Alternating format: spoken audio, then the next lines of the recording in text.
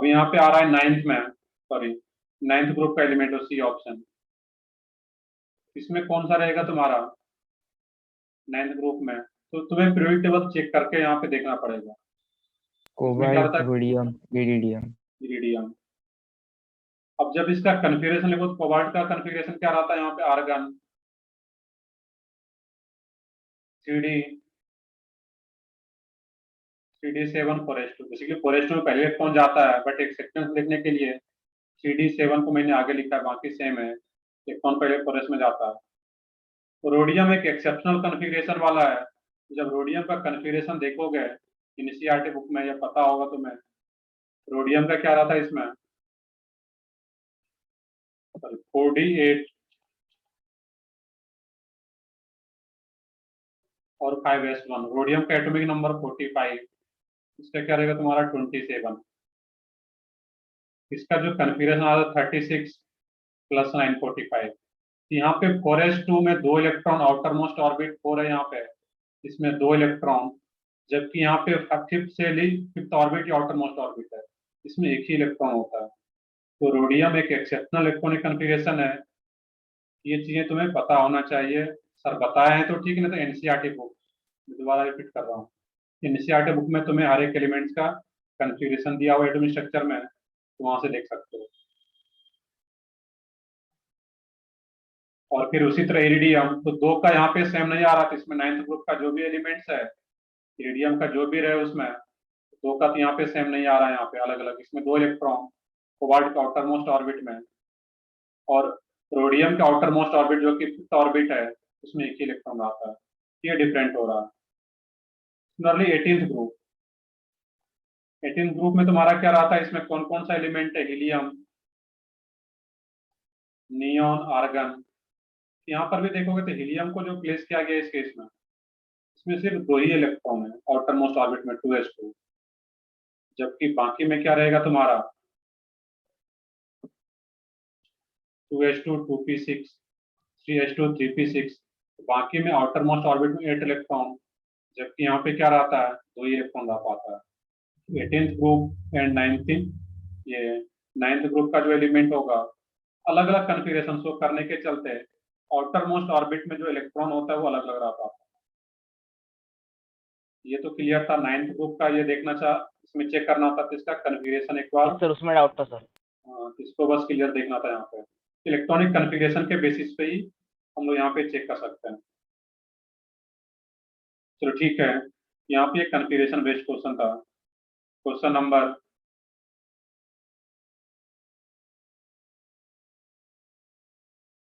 देखोगे इसमें कौन कौन सा डाटा है, इसके इसमें एक्सेप्शनल कौन सा है उसमें?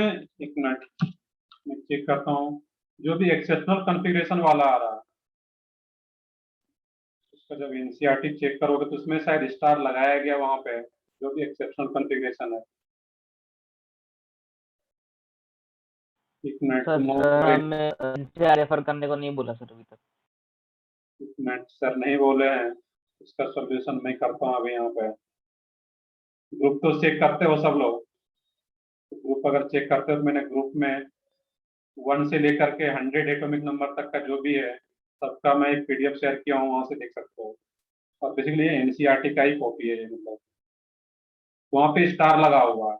जो भी तुम्हारा एक्सेप्शनल कॉन्फ़िगरेशन है उस पर स्टार दिया गया है, मैंने ग्रुप में सेंड किया, वहां से चेक करोगे। बाकी मतलब उनको रेफर करने में बोल, बस एज ए रेफरेंस, अगर कुछ देखना हो तो एज ए रेफरेंस रख सकते हो एनसीईआरटी को, क्योंकि बेसिक बुक है। जब भी कहीं जरूरत है तो एज ए रेफरेंस उसको रख सकते हो। तो ठीक है, बाकी उसमें से बहुत ज्यादा कुछ करने की जरूरत नहीं है। ये हम लोग देख रहे थे क्वेश्चन नंबर 1। क्वेश्चन नंबर 4 का CND।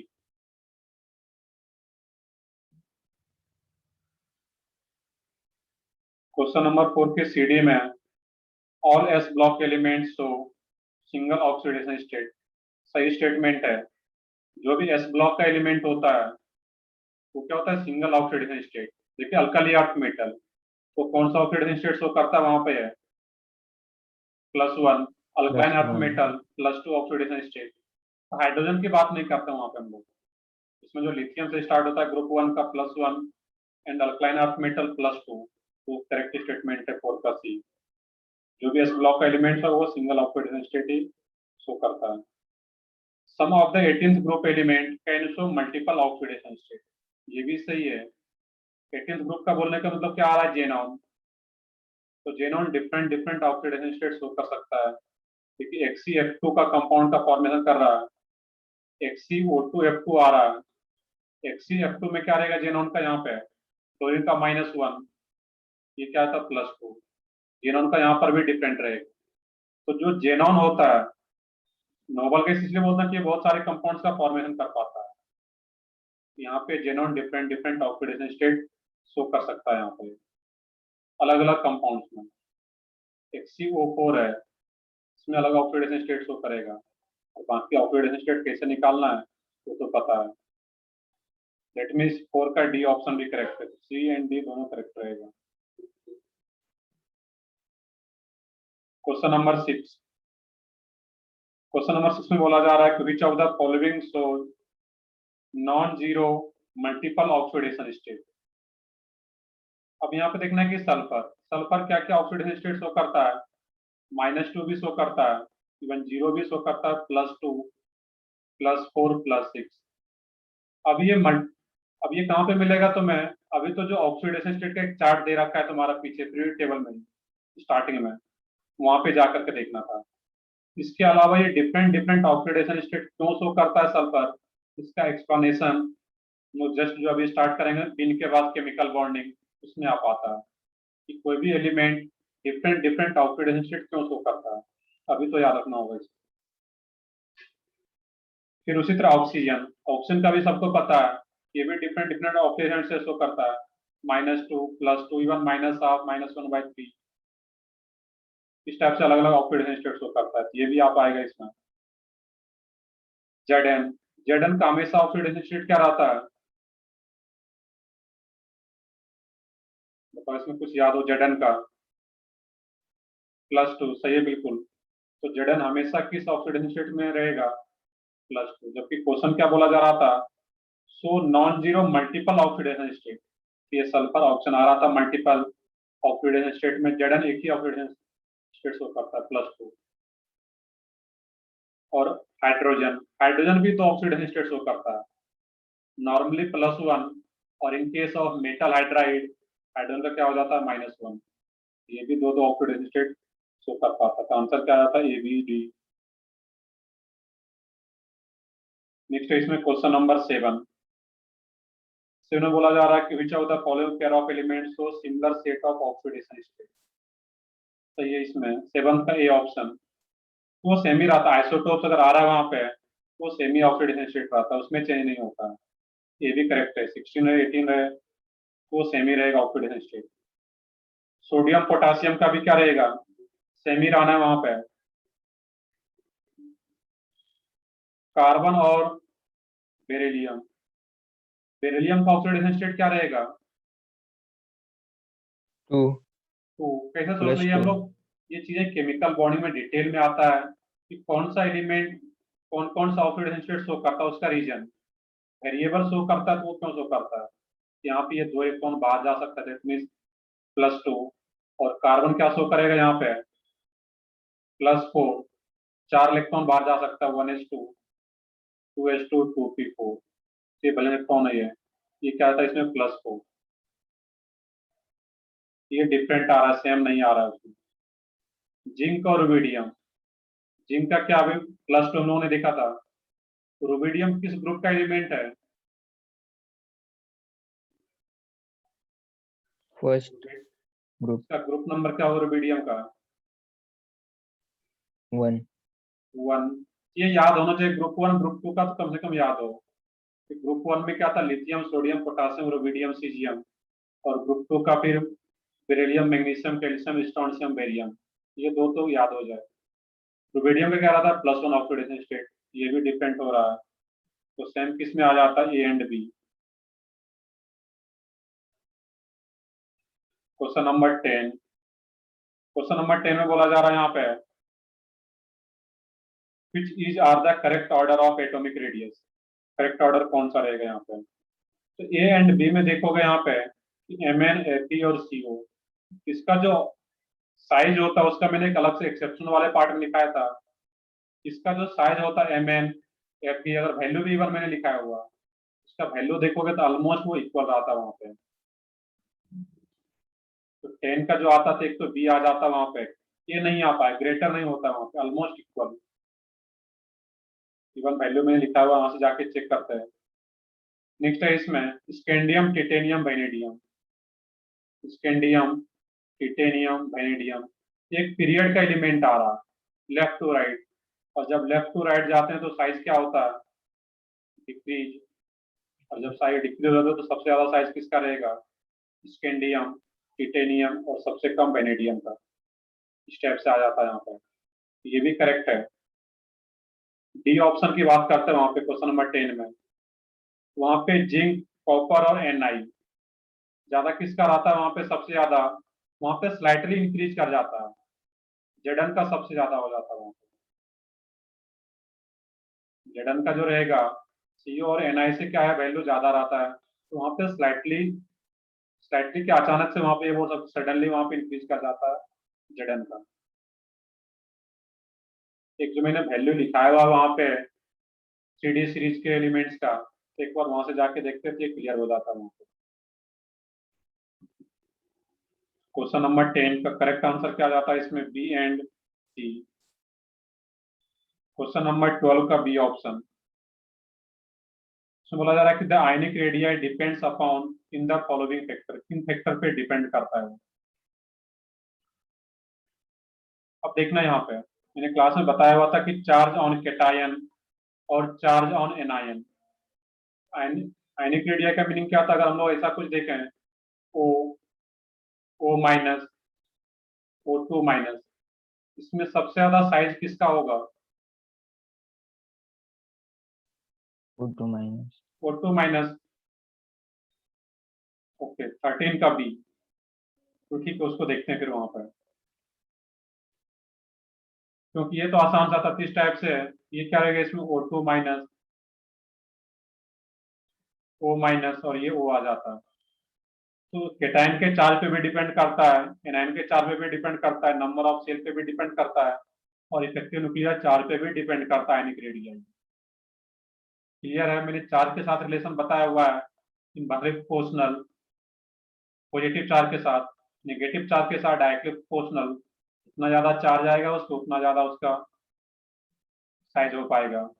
सेल नंबर तो इंक्रीज करता है जब टॉप टू बॉटम जाते हैं, और लेफ्ट टू राइट जाते हैं तो इफेक्टिव न्यूक्लियर चार्ज इंक्रीज करता है, इसके चलते साइड डिक्रीज करता है।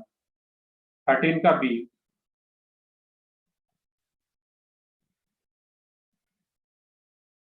13 के बी में the third ionization enthalpy of phosphorus is greater than that of aluminium. अब देखो यहाँ पे क्या करना है, फास्फोरस है और एल्यूमिनियम, कौन सा आयोनाइजेशन एनर्जी बोला जा रहा है? Third ionization enthalpy. इसका मीनिंग क्या है यहाँ पे? कि दोनों में से दो दो इलेक्ट्रॉन बाहर जा चुका है। क्लियर है? और फास्फोरस में से अगर दो इलेक्ट्रॉन बाहर कर देंगे, ये P+2 और ये L+2, ऐसा सोचना है यहाँ पे। अब जब दोनों में से दो दो इलेक्ट्रॉन बाहर चला गया है, अब इसके बाद थर्ड इलेक्ट्रॉन को बाहर करना है, तभी तो थर्ड आयोनाइजेशन एंथैल्पी आ पाएगा।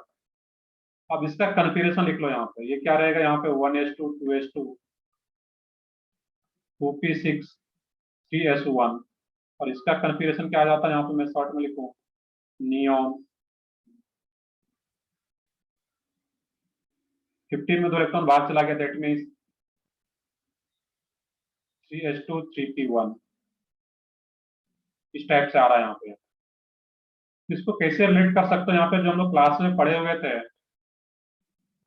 कि किसका कन्फिग्रेशन, अगर हम नॉर्मली सोचो कि अब किसका कन्फिग्रेशन ऑब्टेन कर लिया इस केस में, यहाँ पे है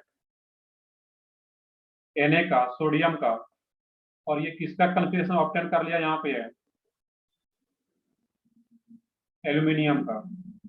इस टाइप से सोचना था यहाँ पे। नॉर्मली क्या है, अगर एटम में सोचें तो सोडियम और एल्यूमिनियम में, अब फर्स्ट आयोनाइजेशन एंथैल्पी सोचना है यहाँ पे, ये किसका ज्यादा होता है यहाँ पे? सोडियम और एल्यूमिनियम में फर्स्ट आयोनाइजेशन एंथैल्पी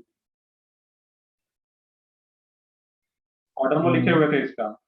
यहाँ पे क्या रहेगा, एल्यूमिनियम, फिर इवन मैग्नीशियम का अलग आता था, क्लास नोट्स में देखोगे इसमें, मैग्नीशियम, एल्यूमिनियम, देन सोडियम। ये फर्स्ट हाइड्रोजन एंथैल्पी की बात कर रहे थे। कंक्लूजन यहाँ पे ये था कि यहाँ पे जो सोडियम का है इसमें एक इलेक्ट्रॉन इजिली बाहर चला जाता है, यहाँ पे है, क्योंकि अब ये Al+2 में ये कन्फिग्रेशन आ गया और ये इलेक्ट्रॉन इजिली बाहर जाएगा, जिससे कि ये स्टेबल कन्फिग्रेशन बन सके।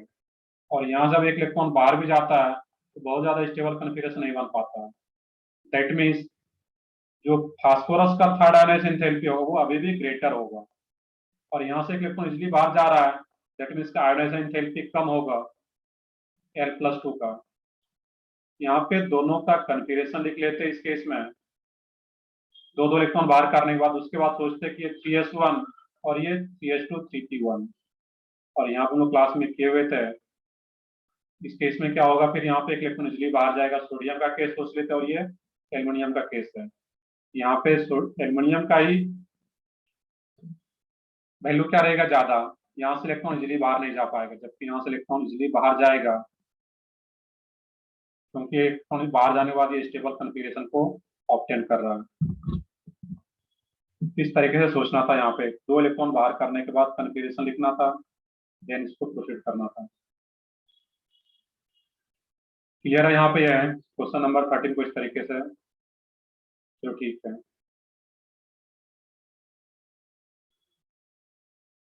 आगे देखते हैं हम लोग। इसमें हो गया क्लियर और कोई डाउट है नहीं इसमें।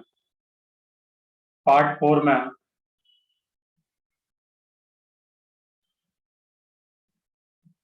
Exercise 2 part 4।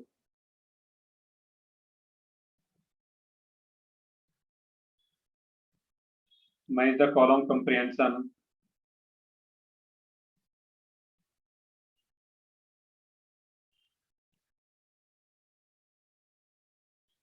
तो ठीक है, पार्ट 4 बताओ। इसमें एक्सरसाइज 3 देखते हैं। पार्ट 4 में क्या रहेगा डाउट इसमें बताओ।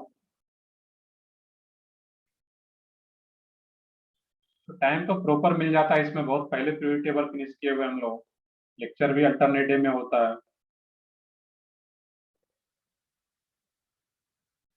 चलो ठीक है, पार्ट 4 नहीं किए हो, एक्सरसाइज 3 भी कुछ लोग बोल रहे सर नेक्स्ट क्लास में डिस्कस करने के लिए। तो डिस्कशन हम लोग बहुत ज्यादा टाइम वैसे भी दे रहे हैं डिस्कशन में, इसको पूरा एक एक क्वेश्चन करना है यहाँ पे। तो ठीक है, इसको हम लोग नेक्स्ट क्लास में करते हैं, फिर हम लोग नया चैप्टर स्टार्ट कर लेते हैं। तो पार्ट 4 जो लोग नहीं किए तो इसको भी ढंग से करना। और एक्सरसाइज 3, अब डीपीपी भी ऐड हो गया उसमें। उसमें देखो एक करेक्शन था, वहां पे मैं कुछ करेक्शन बताऊं। वहां पे डीपीपी नंबर B1 में कल जो मैंने आंसर भेजा था उसके एक क्वेश्चन में, जो लोग सॉल्व किए हो गए डीपीपी नंबर B1, उसका क्वेश्चन नंबर 19 में, बट मैं डीपीपी अगर चेक करूं यहाँ पे, उसके क्वेश्चन नंबर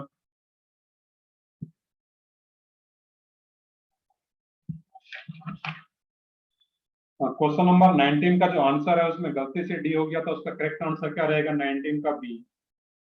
जब सॉल्व करो तो उसमें बहुत ज्यादा नहीं सोचना है कि 19 का जो डी मैंने इसमें आंसर की में भेजा हो तो बस उसको बी कर लेना है।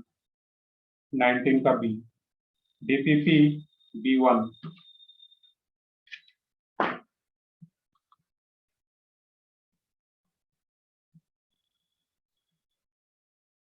चलो ठीक है, आगे हम लोग पढ़ते हैं अभी। अब जो चैप्टर है यहाँ पे बीन, ये काफी इंपॉर्टेंट चैप्टर है। हम लोग नोमेनक्लेचर पढ़े थे, एक ऑर्गेनिक नोमेनक्लेचर पढ़े थे, आईपीएससी नोमेनक्लेचर। अब यहाँ पे जो नेक्स्ट चैप्टर है तुम्हारा, बेसिक इनऑर्गेनिक नोमेनक्लेचर।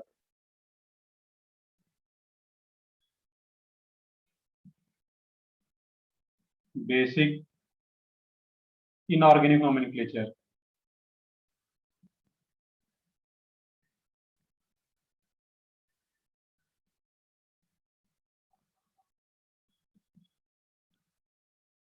ये बहुत ही स्मॉल चैप्टर है, ये 3 to 4 लेक्चर में क्लियर भी हो जाएगा, ये तो कंप्लीट हो जाना है। सिर्फ नेम देखना है यहाँ पर हम लोगों को। और इसी को शॉर्ट में क्या बोलते हैं, BIN, बीन। अब देखने की जो बेसिक इनऑर्गेनिक नोमेनक्लेचर होता है यहाँ पे, उसमें किसी जितने भी कंपाउंड्स यूज होते हैं इनऑर्गेनिक इनऑर्गेनिक केमिस्ट्री में, उसके लोगों को नेम देखने होता है यहाँ पे, और उसका कुछ पैटर्न भी होता है नेमिंग का, वो देखेंगे हम लोग यहाँ पे। इसका बुकलेट तो मिल गया सब लोगों को, यस सर। तो ठीक है। Yes sir. तो ठीक है, हम लोग स्टार्ट करते हैं इसमें फिर। बाकी इसका फिर क्वेश्चन भी कर पाओगे साथ में। इसमें रहता है कि बेसिकली तो 10th में तुम लोग कुछ पढ़े हुए वहीं से स्टार्ट करते हैं। जो केमिकल बॉन्ड होता है तो मेनली क्या होगा, दो टाइप तो पढ़े होगे minimum, covalent bond and ionic bond. वो ये बेसिकली हम लोग केमिकल बॉन्ड में पढ़ना, बट थोड़ा सा इसका यूज है यहाँ पर। कोवैलेंट बॉन्ड, बॉन्ड या कंपाउंड जो भी बोलो यहाँ पे, और किसी कंपाउंड्स में सिर्फ कोवैलेंट बॉन्ड आ रहा है तो कोवैलेंट कंपाउंड एंड आयोनिक। अब देखने जो कोवैलेंट कंपाउंड होता है, कोवैलेंट बॉन्ड का फॉर्मेशन होता है, वो मेटल मेटल के बीच, मेटल नॉन मेटल या नॉन मेटल नॉन मेटल, तो तब क्या रहेगा इसमें कोवैलेंट बॉन्ड का formation, non metal non metal. Non metal non metal. वो चीजें पढ़ेंगे, बट 10th में कुछ बेसिक आइडिया होना चाहिए यहाँ पे कि कोवैलेंट बॉन्ड का जो फॉर्मेशन होता है तो किसके बीच में होता है, नॉन मेटल नॉन मेटल। और जो आयोनिक बॉन्ड का फॉर्मेशन होता है ये किसके बीच में होता है, metal. Metal metal and metal non metal. Metal metal में फिर वो बॉन्ड हो जाता है तुम्हारा मेटालिक बॉन्ड हो जाता है, जो कि केमिकल बॉन्डिंग चैप्टर में पढ़ेंगे। तो मेनली यहाँ पे क्या होता है, मेटल नॉन मेटल। ये क्या होगा, मेटल नॉन मेटल, और ये covalent bond non metal non metal. तो ये बिल्कुल मेटल नॉन मेटल। अब यहाँ पे देखने जब भी कोवेलेंट कंपाउंड होता है, दैट मीन्स कोवेलेंट बॉन्ड आ रहा है किसी कंपाउंड में, उसका नेमिंग कैसे करते हैं, दैट मीन्स नॉन मेटल आ रहा है। तो सबसे पहले हम लोग कुछ एग्जांपल से अगर स्टार्ट करते हैं यहाँ पे, ये पार्ट हम अलग से करेंगे आयनिक कंपाउंड्स का नेमिंग। तो सबसे पहले हम लोग कोवेलेंट कंपाउंड्स की बात करते हैं यहाँ पे। मान लेते हैं कि कार्बन और ऑक्सीजन। तो कार्बन और ऑक्सीजन में अगर देखोगे यहाँ पे, तो कार्बन भी नॉन मेटल, मेटल भी, ये ऑक्सीजन भी नॉन मेटल। तो ये CO का नेम क्या होता है सब लोगों को पता भी है, कार्बन मोनोऑक्साइड। Carbon monoxide. फिर इसी तरह अगर CO2 की बात करें हम लोग, तो CO2 में क्या रहेगा, यहाँ पे तुम्हारा दो ऑक्सीजन आ गया है, दो ऑक्सीजन एटम है, इसका नेम सबको पता है कार्बन डाइऑक्साइड। यहाँ पे कोवेलेंट कंपाउंड्स के नेमिंग में और आयोनिक कंपाउंड्स के नेमिंग में डिफरेंस क्या है वो समझना है। ये CO2 आ गया कार्बन डाइऑक्साइड, OF2 ले लिया जाए यहाँ पर, इसका नेम क्या हो जाएगा तुम्हारा सेम पैटर्न पे, ऑक्सीजन। Oxygen chloride. नहीं, ऑक्सीजन कैसा आ रहा है इसमें, ऑक्सीजन नॉन डाइक्लोराइड। मेटल, और क्लोरीन भी क्या आ रहा है, नॉन मेटल। दोनों नॉन मेटल है। और नॉन मेटल अगर आ रहा है कि कौन सा कंपाउंड का फॉर्मेशन करेगा, कोवेलेंट कंपाउंड। जब भी कोवेलेंट कंपाउंड होगा तो इसमें जो न्यूमेरिकल ये आ रहा है यहाँ पे है सबस्क्रिप्ट, वो भी मेंशन किया जाता है। 2 आ रहा है तो डाई यहाँ पे यूज करेंगे, ऑक्सीजन डाइक्लोराइड। यहाँ पे CO, O के बाद यहाँ पे कुछ मेंशन नहीं था, एक ही ऑक्सीजन है, इसको क्या लिख रहे थे हम लोग, कार्बन मोनोऑक्साइड। CO2 आ रहा है, दो ऑक्सीजन आ रहा था, कार्बन डाइऑक्साइड। दो यहाँ पे आ रहा है फ्लोरीन, ऑक्सीजन डाइफ्लोराइड। CCl4 कुछ भी इस टाइप से आ रहा हो, इसका नेम क्या आ जाता, कार्बन 4 क्लोरीन आ रहा है यहाँ पे, तो कार्बन टेट्राक्लोराइड। अब देखो यहाँ पे होता क्या है, जैसे कि यहाँ पे क्या आ रहा था, CO2 OF2 कोवेलेंट कंपाउंड आ रहा है, इसमें जो न्यूमेरिकल सब्सक्रिप्ट था उसको मेंशन करना है, डाई 4 क्लोरीन है, यहाँ पे टेट्रा। अब यही अगर आयनिक कंपाउंड रहता, क्योंकि सब लोग पढ़े भी हो गए, MgCl2, इसका नेम क्या होता है, magnesium chloride. Chloride. Magnesium chloride. तो एक बेसिक डिफरेंस यहाँ पे ध्यान से देखोगे कि जब भी आयोनिक कंपाउंड है उसमें जो ये न्यूमेरिकल सब्स्क्रिप्ट होता है उसको मेंशन नहीं करता हूं उसके नेमिंग में। ये सिंपली क्या बोलता है यहाँ पे मैग्नीशियम क्लोराइड। क्लियर है यहाँ पे है। जबकि इसमें OF2 आता है, इसमें जो 2 होता है उसको मेंशन करते हैं कोवलेंट कंपाउंड के नेमिंग में। ये जो आयनिक कंपाउंड होता है इसमें इसके चार्ज से पता चल पाता है कि क्या आ रहा है। तो आयनिक कंपाउंड में इसको मेंशन नहीं कि सिंपली मैग्नीशियम क्लोराइड, और यहाँ पे जो आ रहा है OF2 इसमें डाइफ्लोराइड या डाइक्लोराइड मेंशन करेंगे यहाँ पे। एक ये बेसिक डिफरेंस है, इसको ध्यान रखना है यहाँ पे। चलो कुछ और एग्जांपल देखते हैं हम लोग। ये आयनिक वाला पार्ट हम लोग अलग से करते हैं, हम लोग इसी का कुछ और एग्जांपल नीचे लेते हैं यहाँ पे। देखिए PCl3 है, इसका नेम खुद से बताओ क्या रहेगा। Phosphorus phosphorus trichloride. Phosphorus trichloride. यहाँ पे क्या आ रहा है, मेटल, सॉरी नॉन मेटल आ रहा है। ये भी क्या हो, कोवलेंट कंपाउंड है, दैट मीन्स इसका भी नेम क्या रहेगा, फास्फोरस ट्राइक्लोराइड। ठीक को मेंशन करना है यहाँ पे, फास्फोरस ट्राइक्लोराइड। ये पार्ट हम अलग से करेंगे, मैं कोवलेंट कंपाउंड्स का एग्जांपल यहाँ पे ले रहा हूँ।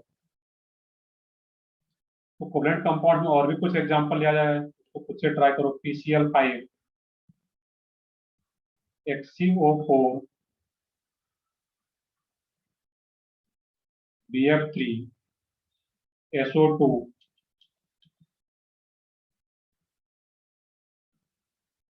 SO3 NO2 H2O, जो भी आ रहा है इस टाइप से यहाँ पे XCO2F4।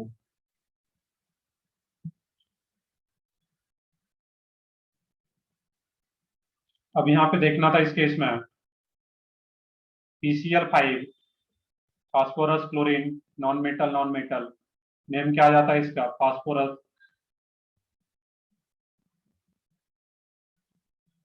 पेंटाक्लोराइड। तो बेसिक डिफरेंस क्लियर हो गया तुम लोगों को कि आयनिक कंपाउंड्स के नेमिंग में जो न्यूमेरिकल सब्स्क्रिप्ट होता है उसको मेंशन नहीं करते हैं, और यहाँ पे अगर OF2 है जितना भी यहाँ पे आ रहा है तो उसको मेंशन करते हैं यहाँ पे, फास्फोरस पेंटाक्लोराइड। XCO4 इसका नेम क्या रहेगा, जेनॉन टेट्राऑक्साइड। Xenon tetroxide. सही बिल्कुल। BF3 खुद से निकलो सबका नेम यहाँ पे, boron trichloride. SO2 sulphur dioxide, sulphur dioxide. SO3 sulphur trioxide,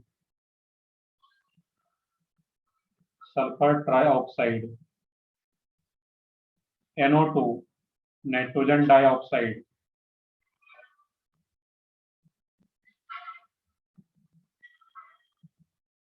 nitrogen dioxide.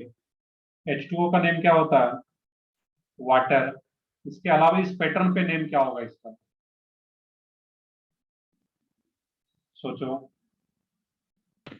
Dihydrogen monoxide. Dihydrogen monoxide. बिल्कुल करेक्ट, ये क्या होगा, डाइहाइड्रोजन मोनोऑक्साइड। क्योंकि एक ऑक्सीजन आ रहा है तो उसको क्या लिखेंगे यहाँ पे, मोनो, डाइहाइड्रोजन मोनोऑक्साइड। XCO2F2 इसका नेम क्या होगा यहाँ पर, जेनॉन। यहाँ पे दो अब आ गया, एक तो सेंट्रल एटम XCO2F2 आ गया। O2F2 का जो नेम होता है जेनॉन। डाइऑक्साइड डाइफ्लोराइड भी लिख सकते हो, बट जनरली इसको अल्फाबेटिकली यहाँ भी लिखते हैं, डाइफ्लोराइड डाइऑक्साइड। तो F पहले आता है, दैट मीन्स वो पहले लिख रहा है, बाकी इसमें कहीं भी लिख सकते हो, वैसा कोई इसमें स्पेसिफिक कहीं मेंशन नहीं रहता है। तो जेनॉन डाइफ्लोराइड डाइऑक्साइड या डाइऑक्साइड को पहले भी लिख सकते हो, इस केस में ऐसा कुछ स्पेसिफिक होता नहीं है यहाँ पर। F को मैंने पहले इसलिए लिखा है यहाँ पे, अल्फाबेटिकली पहले F आ जाता है O से। क्लियर है यहाँ पे? तो इसको यहाँ तक नोट डाउन करो, कुछ और एक दो एग्जांपल देखते हैं कोवलेंट कंपाउंड्स का ही, जो कि सबसे ज्यादा यूज किया जाता है इनऑर्गेनिक केमिस्ट्री में, उसके मैं यहाँ पे नेम बता रहा हूँ यहाँ पे। और इन जनरल अगर पता चल जाता है कि नॉन मेटल है, उसका कोई और भी एग्जांपल आता है तो उसको इसी पैटर्न पे कर सकते हो।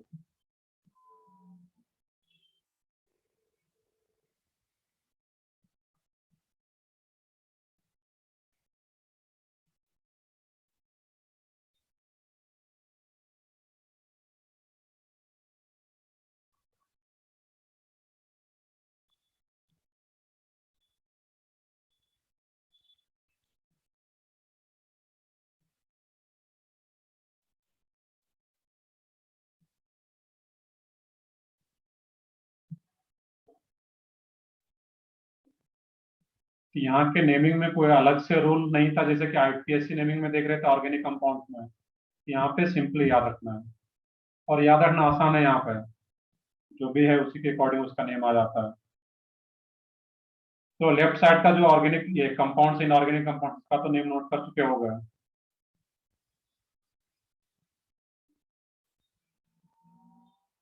इसी में कुछ और ऐड कर दो यहाँ पे, एक और इम्पोर्टेंट है इसमें C3O2,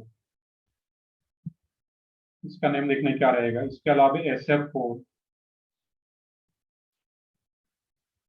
इसका अलावा कुछ और भी कंपाउंड आता है कि NO, N2O,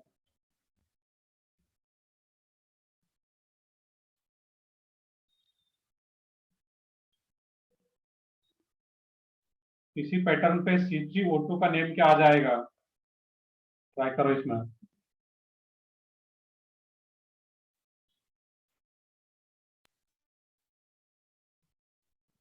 तो फर्स्ट जो आता है उसी का नेम लिख देते हैं, ट्राई कार्बन डाइऑक्साइड। बट ये इसका बहुत ज्यादा फेमस नेम नहीं, इसका एक इम्पोर्टेंट नेम होता है, मुझको कुछ याद हो।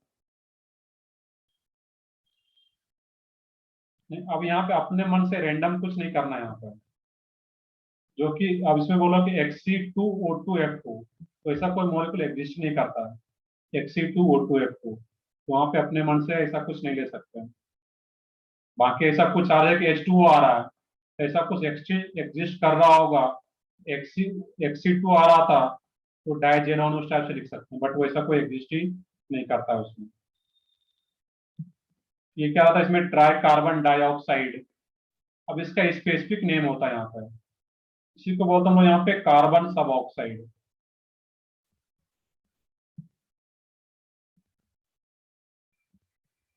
ये इसका ज्यादा फेमस नेम, इसको याद रखना है, कार्बन सब ऑक्साइड C3O2। SF4 आसान से बता सकते हो इसमें, सल्फर टेट्राफ्लोराइड। सही है बिल्कुल। ये क्या रहेगा, सल्फर टेट्राफ्लोराइड। अब NO का देखोगे अलग भी नेम है, NO को क्या बोलते हैं अलग से स्पेसिफिक, इस पैटर्न पे भी बोल सकते हैं, बट NO का जो सबसे ज्यादा यूज किया जाता है वो क्या होता है, नाइट्रिक ऑक्साइड। नाइट्रिक ऑक्साइड, इसको एक अलग से याद रखना होगा। और N2O को भी इस पैटर्न पे बोल सकते हैं, die nitrogen mono oxide. But इसका एक नेम और भी होता है, वो क्या रहता है इसको, नाइट्रस ऑक्साइड। ये चीजें तुम्हें याद रखना पड़ेगा, ये दोनों को अलग से। और एक ये कार्बन सब ऑक्साइड, बाकी तो एक पैटर्न पे आ रहा था यहाँ पे इसका नेम।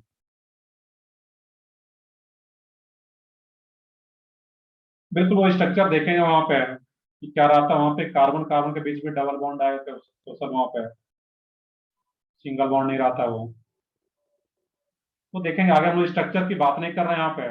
इतना भी मैंने यहाँ पे इनऑर्गेनिक कंपाउंड्स लिया है अभी, सबका स्ट्रक्चर केमिकल बॉन्डिंग में ड्रॉ करना है। मैं यहाँ पे स्ट्रक्चर पे नहीं जा रहा हूँ, सिर्फ उसके नेम की बात करते हैं वो यहाँ पर। चलो यहाँ तक कॉपी करो पहले। तो ये कुछ हम लोग कोवेलेंट कंपाउंड था, कोवेलेंट कंपाउंड जिसका की यूज होता है इनऑर्गेनिक केमिस्ट्री में। नेक्स्ट है इसमें आयोनिक कंपाउंड।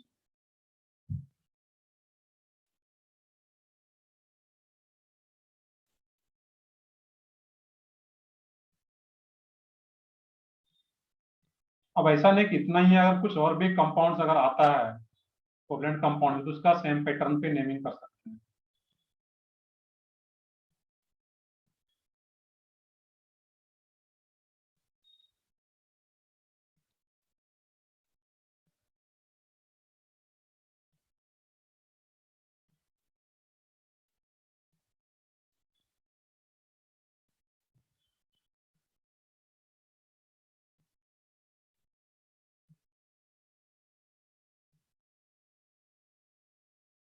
कर ले, कॉपी कर लिए सब लोग यहाँ तक।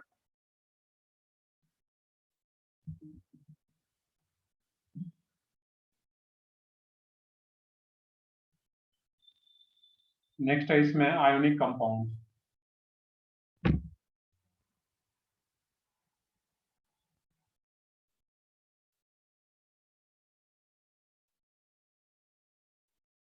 तो ठीक है, आगे बढ़ते हैं लोग। इसमें यहाँ पे है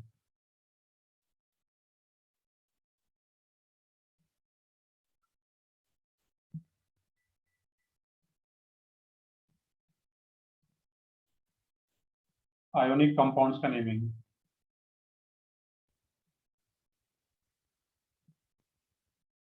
बिल्कुल, इसमें क्या करना, नेम ही देखना है हम लोगों को। यहाँ पे जितना भी इनऑर्गेनिक केमिस्ट्री में है, जो कंपाउंड यूज होता है उसका बस नेम देखना है यहाँ पे हम लोगों को।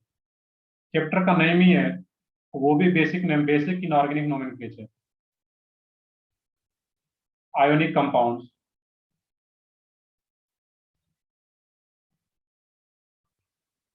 अब देखोगे आयोनिक कंपाउंड्स में सबसे पहले क्या, अगर आयोनिक कंपाउंड है तो उसमें बॉन्ड भी क्या बन रहा होगा, आयोनिक। अब यहाँ पे सोचना है कि अगर आयोनिक कोई बॉन्ड है तो किसके बीच में होगा, मेटल नॉन मेटल।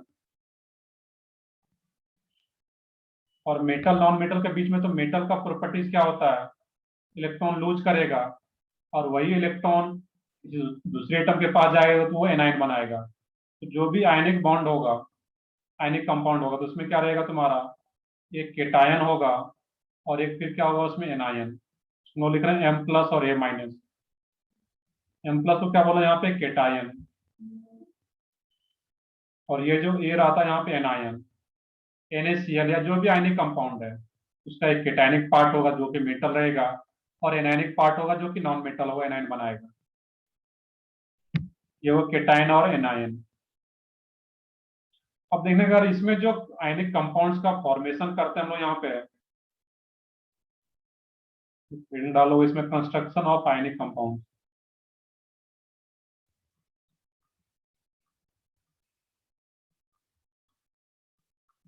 बेसिकली ये बॉन्डिंग का पार्ट है, बट थोड़ा सा उसका 10th में पढ़े हो तुम लोग, आयनिक और कोवैलेंट उसी का यूज कर रहे हैं हम लोग।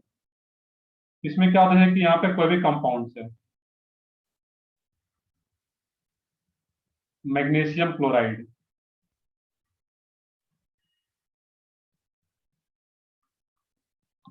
यहाँ पे क्या बोल सकते हैं इसको, यहाँ पे हम लोग, तो मैग्नीशियम का ऑक्सीडेशन स्टेट क्या होता है, +2, और क्लोराइड क्या होता है इसमें, Cl-।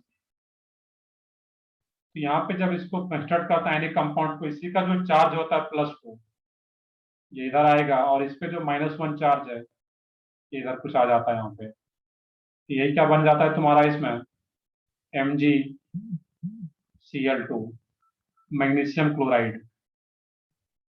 नेक्स्ट एग्जांपल देखते हैं यहाँ पे, अमोनियम सल्फेट।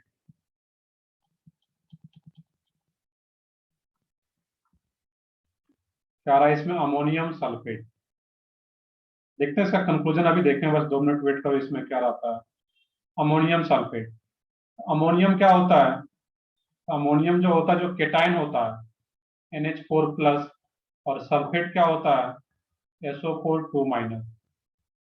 यहाँ पे कोई भी अगर आयनिक कंपाउंड आ रहा है, मुझे अगर दो चीजें पता चल गया कि केटाइन क्या और एनाइन क्या है, तो एक केटाइन का और एनाइन, एक एनाइन को लेकर के हम लोग आयनिक कंपाउंड कंस्ट्रक्ट कर सकते हैं, आयनिक कंपाउंड का फॉर्मेशन कर सकते हैं यहाँ पे। तो NH4+, ये क्या होता है, अमोनियम, और SO4 2- ये सल्फेट। तब अमोनियम सल्फेट को अगर लिखना हो यहाँ पे, उसको कैसे लिखेंगे, ये SO4 2- इधर आ जाता है यहाँ पे, इसका 2-, और इसका +1 चार्ज ये इधर आ जाता है यहाँ पे। इसी को हम लोग क्या बोलते हैं यहाँ पे, NH4 ट्वाइस SO4 तो अंडरस्टूड है कि ये 1 है। अब NH4 पूरे में ये 2 नीचे आना है।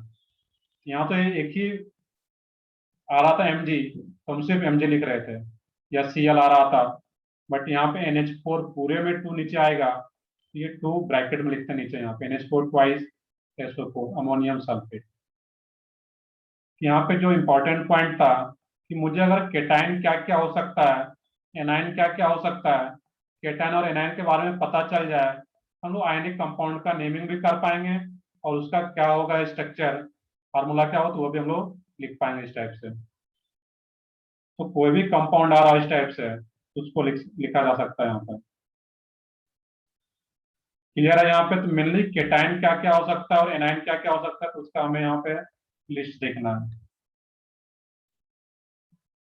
और बाकी डिटेल में इसका 2+2 चार्ज कैसे आता है, इलेक्ट्रॉन निकल के बाहर जा रहा है, ये सारी चीज पार्ट हम लोग बॉन्डिंग में पढ़ेंगे जब आयनिक बॉन्ड चैप्टर आएगा केमिकल बॉन्डिंग में।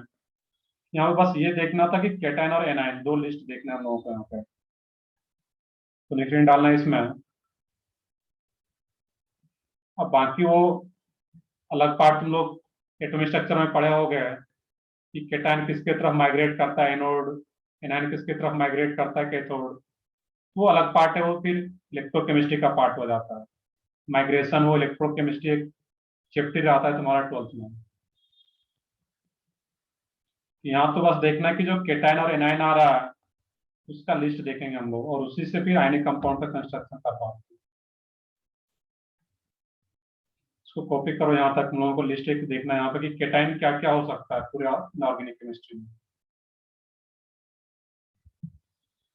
बाकी ऑलरेडी पता है, बस एक फिर से लिस्ट देख लेंगे हम लोग यहाँ पे।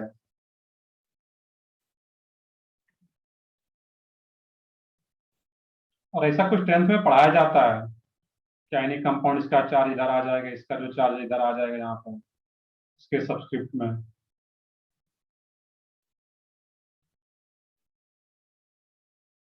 चार्ज अगर इक्वल हो जाए तो उसको कैंसिल आउट कर देते हैं वहां पे जब लिखते हैं, तो देखेंगे अभी आगे जस्ट।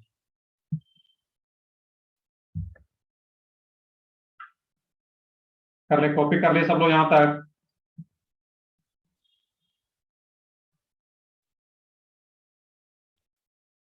बिल्कुल यहाँ पे 8 में किए होगे क्रिस क्रॉस मेथड।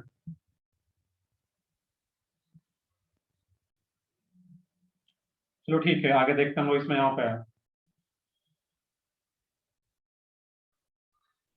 तो सब कुछ आएगा अभी, सल्फाइड का यूज करते हैं, सल्फेट सल्फाइड हर कुछ आएगा अभी, हम लोग देखेंगे उसको। अभी जस्ट मैंने स्टार्ट ही किया यहाँ पे। अब केटाइन क्या क्या हो सकता है यहाँ पे, तो सबसे पहले जो केटाइन हो सकता है ग्रुप 1 का, दैट मीन्स अल्कली मेटल्स। वैसे भी केटाइन का फॉर्मेशन कौन करता है, मेटल। जो ग्रुप 1 का है वो क्या होगा, केटाइन का फॉर्मेशन कर पाएगा alkali metal. Alkaline earth metal, ये भी क्या हो, केटाइन ही बनाता है।